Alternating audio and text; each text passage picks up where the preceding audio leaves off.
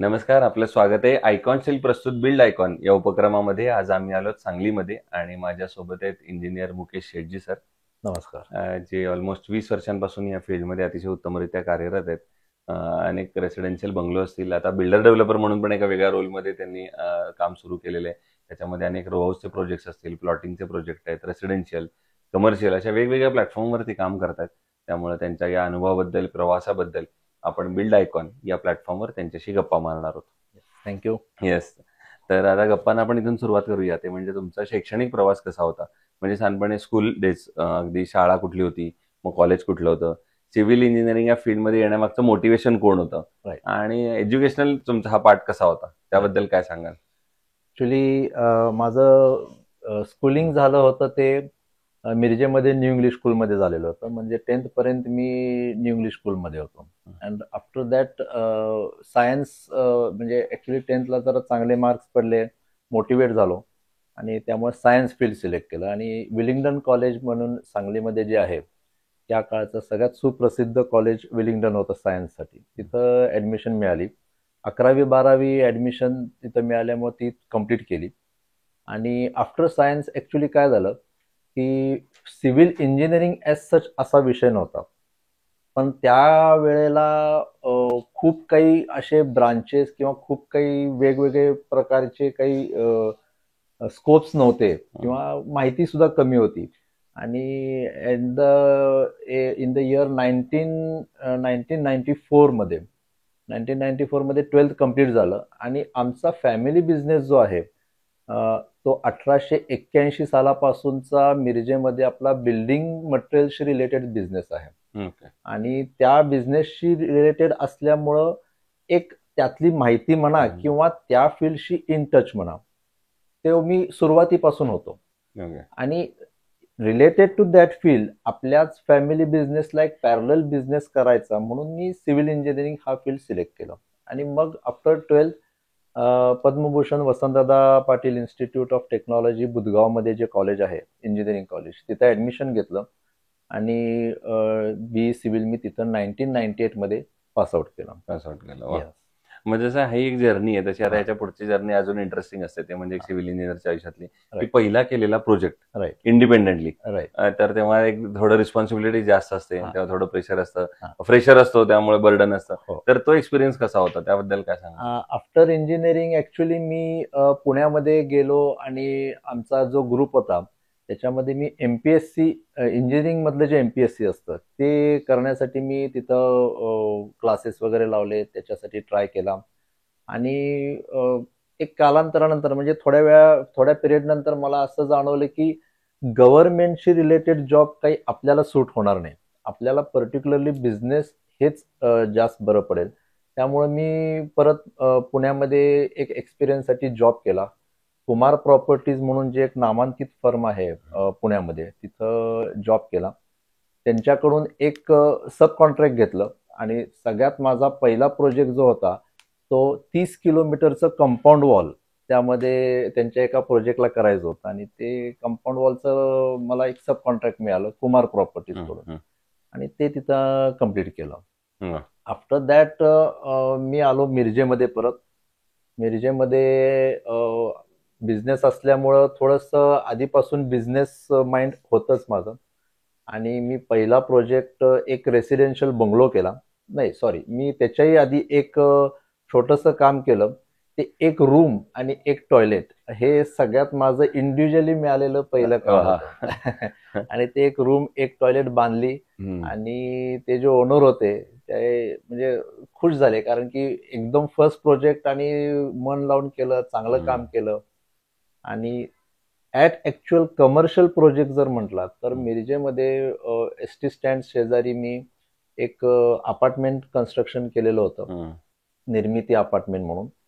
आणि ते apartment construction करताना तुम्हाला सांगतो इतके वेगवेगळे अनुभव आले, इतके वेगवेगळे की फर्स्ट प्रोजेक्टमध्ये मला एवढे अनुभव येतील हे मला सुद्धा वाटलं नव्हतं. एवढं अनुभव आले. म्हणजे गावठाणातला प्रोजेक्ट होता, शेजारच्याची भिंत पडली, पोलीस केस झाली, म्हणजे एवढे त्यात आम्हाला स्ट्रगल करावं लागलं. हो हो पण तो प्रोजेक्ट आम्ही खूप चांगला केला, खूप चांगल्या प्रकारे सक्सेसफुल झाला. आणि त्या प्रोजेक्ट पासून आमचं एक प्रकारचं नाव झालं मिरजेमध्ये. कारण बरोबर. की आम्हाला सुरुवातीपासून एक इच्छा होती की जे काही प्रोजेक्ट्स करायचे किंवा जे काही कन्स्ट्रक्शन करायचं ते विथ गुड क्वालिटी आणि थोडंसं काहीतरी वेगळं करायचं, हे आधीपासून आमच्या डोक्यात होतं. हम्म. आणि त्याप्रमाणे आम्ही तो प्रोजेक्ट केला. तो प्रोजेक्ट सक्सेसफुल पण झाला. एक वेगळा प्रोजेक्ट म्हणून त्याचं नाव झालं मार्केटमध्ये. आणि तिथून ती ऍक्च्युली कमर्शियल जर्नी जे म्हणतो आपण, ती सुरुवात ती झाली. सुरू झाली. हा. वा. मग येऊया यातल्या आणखीन काही तांत्रिक प्रश्नांकडे या Yes. फील्ड मधल्या. आता तुम्ही या फील्ड मध्ये एवढं जोरदार काम करताय, तुम्ही म्हटलं वन रूम ती पहिली बांधली आणि आता तुम्ही अगदी बंगलो पण मोठे मोठे बांधताय. पण ते समाधान कदाचित त्यातलं पहिलं असेल, कारण तो तुमचा तसा एक अर्थानं पहिला प्रोजेक्ट होता. आता या क्षेत्रामध्ये इतके वर्ष काम केल्यानंतर तुम्हाला एक वाटलं असेल की या क्षेत्रामध्ये अकुशल कामगारांचं प्रमाण फार मोठ्या प्रमाणात आहे, अनस्किल्ड लेबर आपण ज्याला Right. म्हणतो. आणि अशा लोकांबरोबर काम करणं बऱ्याचदा धोकादायक सुद्धा ठरू शकतं. Right. तर तुम्ही कशी ती परिस्थिती हाताळता साईटवर आणि कसं बघताय सिच्युएशनकडे? अगदी परफेक्ट गोष्ट विचारली तुम्ही. ह्या फील्डमध्ये सगळ्यात जास्त क्रिटिकल पार्ट कुठला असेल तर तो लेबर हँडलिंगचा. यामध्ये आम्ही जसे जसे काम करत गेलो तसे तसे आम्हाला खूप काही अनुभव येत गेले लेबरशी रिलेटेड, की ज्यामध्ये लेबरनी आम्हाला फसवलं म्हणा. काही ठिकाणी, काही ठिकाणी लेबर सोडून जायचे, काही ठिकाणी आमच्या म्हणजे चांगल्या स्वभावाचा गैरफायदा घेतला जायचा. बरेचसे असे गोष्टी घडायचे साईटवरती. जसे जसे एक एक साईटवर अनुभव येत गेले तसे तसे आम्ही आमच्याच पॉलिसीजमध्ये थोड्याशा सुधारणा करत गेलो. मग आता आम्ही राईट फ्रॉम द बिगिनिंग एक आम्ही एग्रीमेंट तयार करतो. आमच्या अनुभवाप्रमाणे त्यामध्ये सगळे पॉइंट्स आम्ही आधीपासून नोटेड डाऊन करतो. ते पॉइंट्स आम्ही स्पष्टपणे लेबरशी डिस्कस करतो. ह्या गोष्टी अशा होतील, या गोष्टी अशाच कराव्या लागतील आणि ते अग्रीमेंट साईन करून मगच आम्ही त्या लेबरला काम देतो. आणि प्लस आता एवढा अनुभव आल्यामुळं आम्हाला सुद्धा एक जजमेंट येतंय की आता हे लेबर कुठल्या प्रकारचं आहे किंवा स्टँडर्ड लेबर कोण आहे कोण नाही, या सगळ्या गोष्टींचा विचार करून मग आम्ही आता लेबर सिलेक्शन करतो. हे जसं लेबर सिलेक्शन मध्ये त्यातल्या तुम्ही काही टेक्निकल अडचणी सांगितल्या, तसं एक पुढची त्याच्यापेक्षा एक आणखीन एक अडचण असते. ते म्हणजे जेव्हा कस्टमर असं म्हणतो की माझं बजेट एवढंच आहे आणि एवढ्याच बजेटमध्ये आता घर बसवून द्या टाईप वाला, किंवा आता बिल्डर डेव्हलपर म्हणून तुम्हाला लोकेशन जरी वेगवेगळे असले, Right. त्याचं बजेट वेगवेगळं असलं तरी तुम्हाला क्वालिटी तीच मेंटेन करायची असते. Right. तर क्वालिटी आणि बजेट या दोन्हीची मग तुम्ही सांगड कशी घालता, समतोल कसा राखता? क्वालिटी आणि बजेट हे आपण 100% हँडल करू शकतो. म्हणजे मला बऱ्याच प्रोजेक्ट्समध्ये सुरुवातीला असं वाटायचं की आपण जर क्वालिटी मेंटेन केली तर ओव्हर बजेट होणार, लो क्वालिटी दिलं म्हणजे बजेटकडे बघितलं तर क्वालिटी लो होणार. हा मला सुद्धा सुरुवातीला वाटायचा. पण तुम्ही जर प्रॉपर मॅनेजमेंट केली, तुम्ही जर मटेरियल हँडलिंग प्रॉपर केलं साईटवरती, वेस्टेज ऑफ मटेरियल असू दे, लेबरशी ठरवताना रेट्स असू देत, तुमची पर्चेसिंग स्किल असू दे, हे जर सगळं तुम्ही मेंटेन केला तर तुम्ही प्रॉपर बजेटमध्ये बसू शकता. फक्त अगदी तुम्ही म्हणताय तसं एखादा कस्टमर आमच्याकडे येते की आम्हाला ह्या बजेटमध्येच बसवायचं आहे. मग जे काही आपले एक्सपेन्सिव्ह आयटम्स असतात जे फिनिशिंगसाठी वापरतो, त्याच्यामध्ये आपण थोडे लेस एक्सपेन्सिव्ह आयटम्स करू शकतो. एलिव्हेशनमध्ये थोडंसं कमी एलिव्हेशन देऊन एलिव्हेशन थोडं कॉम्प्रोमाइज करू शकतो आणि बजेट आपण त्यांच्या बजेटमध्ये बसू शकतो, नक्की बसू शकतो. बरोबर आहे. पुढचा प्रश्न या सगळ्यापेक्षा वेगळा आहे. तो म्हणजे असा आहे की जसं तुम्ही मागच्या या काही वर्षांपासून या फील्डमध्ये काम करताय, तसं हे फील्ड बदलताना बघितलंय, तसं तुम्ही सांगली पण बदलताना बघितलंय. सांगली जिल्ह्याचा पण एक विकास प्रवास बघितलाय तुम्ही. तर सांगली जिल्ह्याच्या विकासाचं विजन एक इंजिनियर म्हणून आणि बिल्डर डेव्हलपर म्हणून जर तुम्हाला विचारलं तर तुमच्या डोळ्यासमोर कुठले मुद्दे येतात, ज्या मुद्द्यांवर, ज्या क्षेत्रावर आता काम करण्याची गरज आहे, जर आपल्याला सांगलीची ओव्हरऑल डेव्हलपमेंट हवी असेल तर? एक्झॅक्टली डेव्हलपमेंटची खरोखर आता गरज आहे.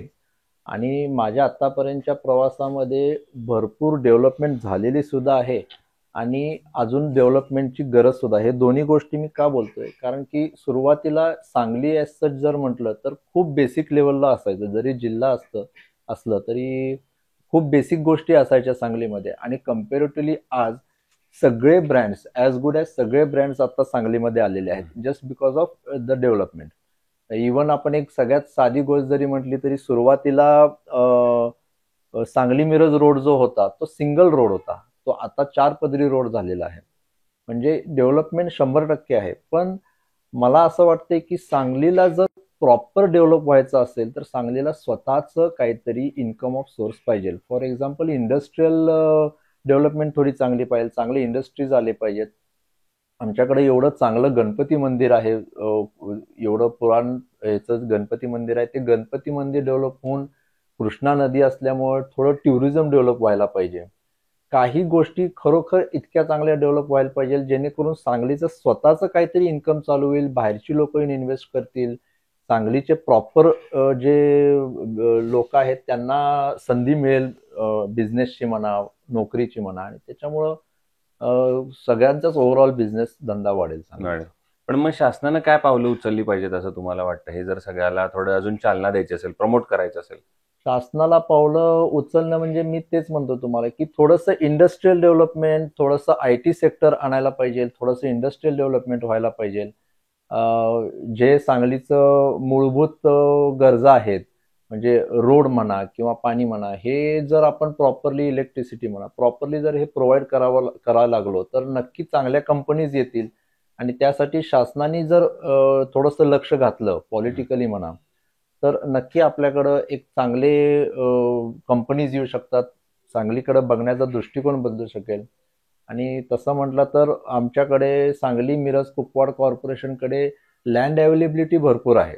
त्यामुळे ड्राय पोर्ट म्हणा किंवा आता एअरपोर्टचा जो प्रपोजल आहे ते म्हणा, असे थोडेफार डेव्हलपमेंट जर झाले तर नक्की फरक पडेल सांगलीला. दुसरं आतापर्यंत काम केलेल्यापैकी एखादा आयकॉनिक प्रोजेक्ट सांगू शकाल का तुम्ही? आयकॉनिक प्रोजेक्ट म्हणजे 2015 साली मिरजमध्ये आम्ही एक प्रोजेक्ट केलेला होता. तेव्हा मिरजमध्ये खूप हाय राईज बिल्डिंग्स हा विषय नव्हता. G+4 मॅक्झिमम असे बिल्डिंग्स असायचे 2014, 2013, 15 पर्यंत. पण 15 साली आम्ही G+8 ची आम्ही बिल्डिंग जी केलेली होती, that was the first tallest building in Miraj. आणि त्यामध्ये आम्हाला एवढं काही शिकायला मिळालं, एवढे काही अनुभव आले, आणि आम्हाला त्यातून एक सगळ्यात मोठं समाधान म्हणजे तो प्रोजेक्ट आम्ही खूप चांगल्या प्रकारे कंप्लीट केला, खूप चांगल्या प्रकारे त्याचं आम्ही डिलिव्हर केला. त्यामध्ये आम्हाला एलिव्हेशन असू देत, त्यामध्ये आम्हाला कस्टमर्स रिलेशन्स असू देत, त्यामध्ये जे काही आम्ही मिळवलं ते आम्हाला एकदम आयकॉनिक प्रोजेक्ट असं म्हणता येईल, असा प्रोजेक्ट आम्ही तो केलेला होता. दुसरं, कन्स्ट्रक्शन मध्ये जेव्हा स्टील निवडायची वेळ येते तेव्हा तुम्ही काय पॅरामीटर्स बघता आणि मग ठरवता की हे स्टील चांगलं आहे, हे वापरलं पाहिजे असं? स्टील म्हणा किंवा कुठलाही कॉम्पोनंट म्हणा, सगळ्यात बेसिक जे गोष्ट आहे ते टेस्टिंग. कुठल्याही मटेरियलचं टेस्टिंग. स्टील असेल तर स्टीलचं प्रॉपर वेट म्हणा, त्याचं टेन्साईल स्ट्रेंथ म्हणा, ह्या सगळ्या गोष्टी, कार्बन कंटेंट जे असतं ते म्हणा, त्याचे बेंडिंग प्रॉपर्टीज म्हणा, हे ज्या काही सगळ्या गोष्टी गरजेच्या आहेत स्टीलसाठी, त्या सगळ्या गोष्टी आम्ही साईटवर स्टील आल्यानंतर आम्ही चेकिंग करतो. त्या स्टीलचं त्या ग्रेडला, त्या स्पेसिफिकेशनला ते हे आहे का नाही, अपडेटेड आहे का नाही, आणि ते जर त्या टेस्टिंगमध्ये प्रॉपर पास झालं तरच आम्ही ते स्टील वापरतो. बरोबर. हा जसा स्टीलचा एक पॅरामीटर झाला, आयकॉन स्टील तुम्ही सांगितलंच पूर्वी, एकदा तुम्ही वापरता ऑलरेडी, तर मग त्याच्या सर्व्हिस बद्दल पण काही तुमचा फीडबॅक असेल तर? आता आयकॉन स्टीलचं पर्टिक्युलरली म्हणायला गेलं तर आयकॉन स्टीलची सगळ्यात चांगली एक गोष्ट मला आवडली म्हणजे त्यांचा फॉलोअप खूप चांगला आहे. म्हणजे इथले प्रॉपर डीलर्स असू देत किंवा कंपनीशी रिलेटेड जे कोणी त्यांचे रिप्रेझेंटेटिव्ह आहेत ते असू देत, त्यांचा फॉलोअप खूप चांगला आहे. असं नाही की सळी दिली, विकली आणि संपला विषय, असं त्यांचं नाही आहे. आफ्टर सेल्स त्यांची एन्क्वायरी म्हणा, आफ्टर सेल्स त्यांचं जे काही फीडबॅक आहे की तुम्हाला डीलरकडून काही अडचण आहे का, तुम्हाला स्टीलमध्ये काही अडचण आहे का, मग अगदी साईटवर येऊन सर्व्हिस देणे, ह्या सगळ्या ज्या गोष्टी आहेत ज्यामध्ये आपण म्हणतो ना एक आपुलकीपणा जो दाखवतात त्यांनी, ते खूप चांगली गोष्ट आहे. कारण की स्टील सगळेच देतात, स्टील सगळेच विकतात. काही कंपन्यांचे स्टील अगदी चांगल्या क्वालिटीचे, चांगल्या स्पेसिफिकेशनचे सुद्धा असतात, पण एक कस्टमर रिलेशन जे म्हणतो आपण, ते आयकॉन स्टीलचं खूप चांगलं आहे. आणि आता अगदी शेवटचा प्रश्न म्हणजे या सेक्टरमध्ये जे आता तरुण इंजिनियर्स येत आहेत, नवीन मुलं येत आहेत, ज्यांना तुमच्यासारखंच बिल्डर डेव्हलपर व्हायचंय, तर त्यांच्यासाठी काय तुम्ही गुरुमंत्र द्याल? गुरुमंत्र देण्या इतपत तर मी मोठा नाही आहे, पण मला माझ्या अनुभवावरून असं वाटतं की नुसतं बिल्डिंग बांधू नका, रिलेशन्स बांधा. वा. त्या खूप गरजेच्या आहेत. जे तुम्हाला पुढचं तुमच्या कामासाठी 100% मदत होतं, तुमचं मार्केटिंगसाठी मदत होती, आणि जे काही द्याल ते क्वालिटी द्या. भले तुम्ही 4च्या बदली 3 गोष्टी द्या. तुमच्या जर बजेटमध्ये बसवायचे असतील तर 4 देऊ नका, 3 गोष्टी द्या. पण त्या इतक्या चांगल्या क्वालिटीचे द्या की त्याच्यामध्ये तुमचा कस्टमर 100% माउथ पब्लिसिटी तुमचीच करायला पाहिजे. आणि त्या माउथ पब्लिसिटीची जेवढी ऍडव्हर्टाइजमेंट चांगली होईल, ते कुठल्याही सोशल मीडिया असू दे किंवा कुठलीही मीडिया असू दे, त्याच्यापेक्षा ती खरोखर 100% चांगली पब्लिसिटी होईल तुमची. आणि दुसरी गोष्ट म्हणजे स्ट्रगल करायची तयारी ठेवा. पूर्वी स्ट्रगल होतं, पण कमी प्रमाणात होतं. आता खूप स्ट्रगल आहे, पण आता तुम्हाला एक्सपोजर सुद्धा खूप आहे. जेवढं स्ट्रगल कराल, जेवढं तुम्ही कन्सिस्टंट राहाल, तेवढं तुम्हाला एक्सपोजर चांगलं मिळेल. त्यामध्ये सो हे होते इंजिनियर आणि बिल्डर डेव्हलपर मुकेश शेटजी सर, आणि त्यांनी फार महत्त्वाचं वाक्य सांगितलं असं मला वाटतं जेव्हा या नवीन मुलांसाठी, की ज्याप्रमाणे खडी वाळू वीट सिमेंटमधनं एखादी भिंत बनवणं फार सोपं आहे, पण रिलेशन्स बनवणं हे फार अवघड आहे. पण जर ती तुम्ही बनवलीत तर माझ्या मते ह्या सगळ्या कामं तुम्हाला फार भविष्यात सोपी होत जातील, आणि ती येणारी ही रिलेशन्स तुम्हाला पुढं प्रगतीचा मार्ग ऑटोमॅटिकली दाखवत जातात. Sure. तर पुन्हा एकदा सर आपले मनापासून आभार की थँक्यू. तुम्ही आलात, आणि भविष्यात सुद्धा असेच आयकॉनिक प्रोजेक्टची निर्मिती तुमच्या हातून व्हावी. कारण एक मान उंचावणारी घटना तुम्ही ऑलरेडी मिरजकरांना दिली होती, म्हणजे 7 मजली टॉवर बांधून, त्यामुळे ऑलरेडी सगळ्यांची मान उंचावलेली. असेच हायराईज टॉवरची निर्मिती तुमच्या हातून व्हावी, याच आयकॉन स्टील तर्फे मनपूर्वक शुभेच्छा. Thank you very much. शेवटचं एकच सांगतो की आयकॉनिक प्रोजेक्ट नक्की होतील जर आयकॉन आपल्या सोबत असेल तर. क्या बात, क्या बात. Thank you very much.